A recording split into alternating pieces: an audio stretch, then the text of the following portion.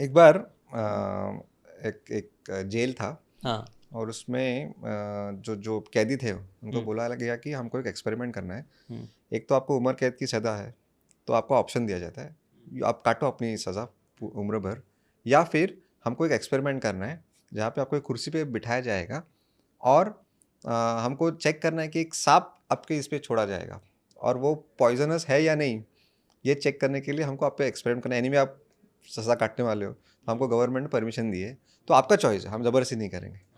तो कुछ कैदी राज़ी हो जाते हैं और उनको कुर्सी पे बिठाया जाता है और आँखों पे पट्टी लगाई जाती है। हुँ। हाँ, और एक एक्चुअली सांप नहीं रहता है, कुछ वो छोड़ते हैं रस्सी वस्सी और फिस हुँ, फिस ऐसा आवाज़ करता है, वो अच्छा, एक्चुअली सांप होता ही नहीं है। अच्छा, और फिर एक सुई से उनको प्रिक करते हैं हाँ।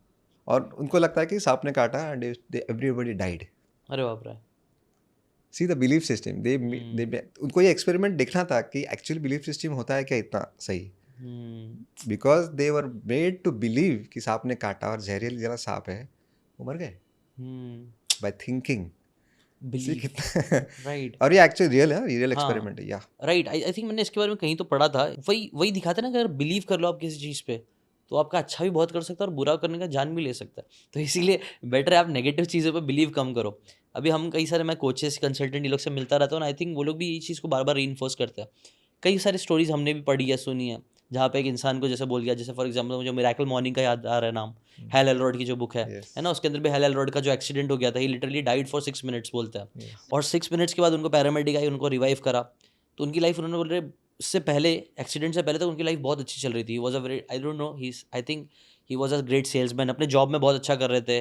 जितने भी कॉम्पिटिटर से सबसे ज़्यादा पैसे कमा रहे थे, सब चीज़ बढ़िया थी, रिलेशनशिप सब कुछ अच्छा था। बट एक्सीडेंट के बाद सब खराब हो गया। पूरा उनका परफॉर्मेंस काम कर नहीं पाते थे और सबसे बुरी बात तो वो यही बोलते कि यार टूटा-फूटा वो सारी चीज़ें वो तो ठीक है, वो कर्ज़ा जो आ गया था वो भी उनको बहुत ज़्यादा प्रॉब्लम क्रिएट कर रहा था और वो कर्ज़े को ख़त्म करने के लिए वो कुछ नहीं कर सकते थे क्योंकि डॉक्टर्स ने बोला था भाई अब तू सही से चल फिर कुछ नहीं पाएगा। बट वो टाइम पे हेलो लॉर्ड ने मतलब एक विज़न बनाया कि आई विल रन मैराथन्स। और ये स्टोरी हमने कई बार आपने भी सुनी होगी ना कि यूजुअली लोग कई इश्यूज़ हो जाते हैं बट वो लोग अपने दिमाग में बिलीव करते हैं कि नहीं मैं करूँगा। फिर विज़न बनाना चालू करते हैं और उसके ऊपर फिर हेलो लॉर्ड ने काम किया और वो सेवर्स आया। साइलेंस, अफ़र्मेशन, विजुअलाइज़ेशन क्या था एक्सरसाइज़, रीडिंग और स्क्राइबिंग। वो 6 चीज़ उन्होंने बहुत करना चालू करी और लेटर ऑन उन्होंने बहुत सारे मैराथन भागे। जहाँ उनको बोला गया था कि चल भी नहीं सकते हो, वहाँ पे ही रैन सो मैनी मैराथन्स एंड शायद से कुछ जीते भी थे वो।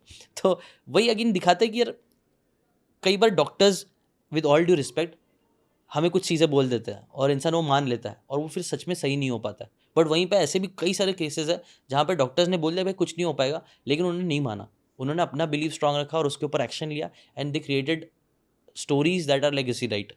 जो फिर मिलियंस ऑफ लोगों को इंस्पायर करती है। तो अगेन ऐसा कुछ आपने भी कभी नोटिस किया अमृत भाई? कुछ ऐसा कुछ स्टोरी आपके दिमाग में ऐसा कुछ आ रहा है, जो आपने देखा था जब बिलीफ के सिस्टम के ऊपर किसी ने बहुत कुछ कर दिया?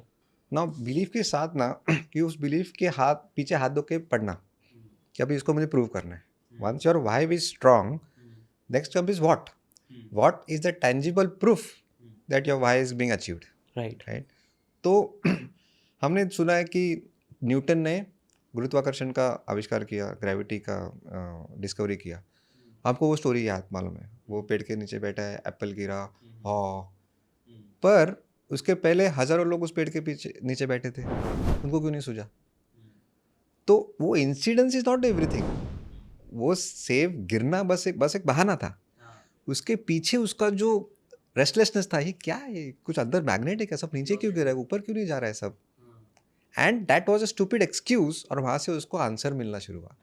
सो उसके पहले का जो रेस्टलेसनेस, नो, अनसॉल्व पजल्स, चिड़चिड़ा होता होगा, ये no, trying to find a solution, वो सब हमको कहाँ पता है? हमको बस ये स्टोरी पता है, राइट? तो स्टोरीज को ग्लैमर है, बिकॉज ही बिलीव्ड कि नहीं कुछ तो मिसिंग पजल है, मुझे वो ढूंढना है, and then everything fell in place.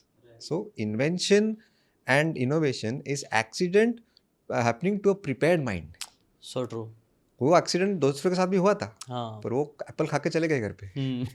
Right? Right. तो वैसे ही, अगर मेरे पर्सनल स्टोरी से बोलूँ तो मैं काफ़ी एन से जुड़ा हुआ हूँ या सोशल एंटरप्रेन्योर हूँ। तो मेरे खूब बड़े बहुत से फ्रेंड्स हैं जो विजुअली इम्पेयर्ड है, ब्लाइंड है। तो मुझे उनके लिए कुछ करना है क्योंकि सब बुक्स ब्रेल में कन्वर्ट नहीं होते।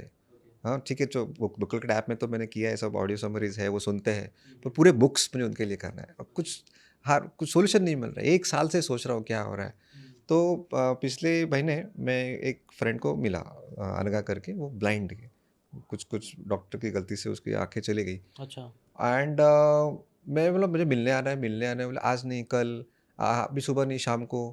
मैं बोला ये इतना बिजी है लड़की, हो क्या रहा है। फाइनली मिला उसके घर जाके और बातें हो गई, चाय वाय पी हमने।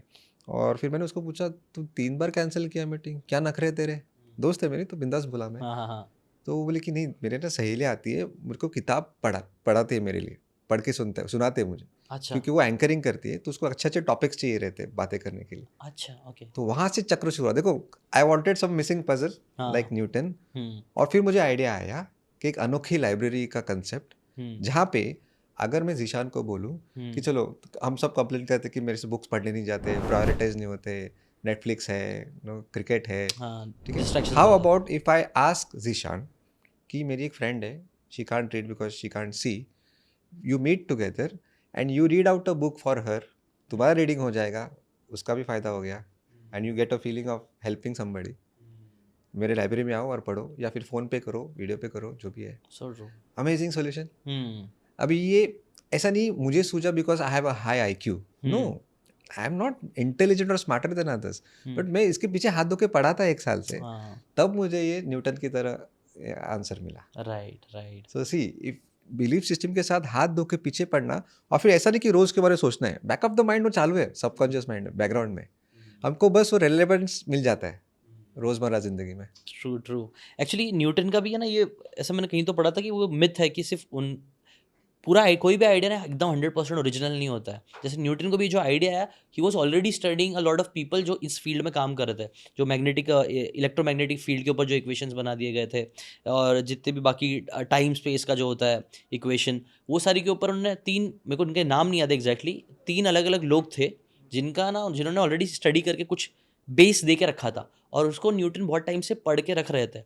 तब जाके फिर उनको वो सारी चीज़ें समझ में आई। जैसे कि आपने बताया लक और ये सब, ये यूरेका मूवमेंट उन लोगों को नहीं आता, बस ऐसे ही नहीं आ जाता है। वो प्रिपेयर्ड माइंड होता है, वो लोग ऑलरेडी बहुत ज़्यादा स्टडी कर चुके रहते हैं, उसके बाद उनको वो क्लिक होता है, वो सडनली एक मिलता है कि हाँ इसको ऐसा करना चाहिए। जैसे राइट, आज राइट, 9-10 साल के ऊपर से आप बुक का सोच रहे हो कि कैसे लोग को बुक पढ़ाए, तब जाके आपको फिर उसका प्रॉब्लम भी समझ में आता है और उसका आप सोल्यूशन क्रिएट कर पाते हो, राइट। Yes, correct. अगर आपको ये बातें काम की लगी होगी तो do check out the full podcast यार, जाके देखो, डिटेल में चीज़ों को समझो, तब ज़्यादा अच्छे से समझ में आएगा, ज़्यादा अच्छे से आप अपनी ज़िंदगी में चीज़ें अप्लाई कर पाओगे। Thanks so much and subscribe this channel.